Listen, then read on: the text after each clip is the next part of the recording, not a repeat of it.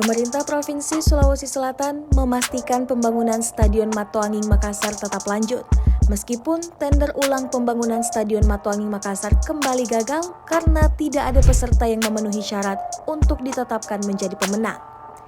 Kepala Dispora Sulsel Andi Arwin Aziz mengatakan tender Stadion Matoanging sudah dilakukan sebanyak 2 kali.